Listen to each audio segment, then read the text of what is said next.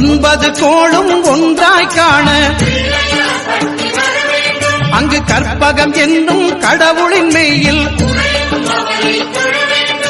சூரியன் முதலாய் 9 கிரகமும் பலவித குணங்களை கொண்டிருக்கும் எங்கள் கற்பக தருவில் அவை வரும்போது ஒன்றாய் சேர்ந்து பலனளிக்கும்.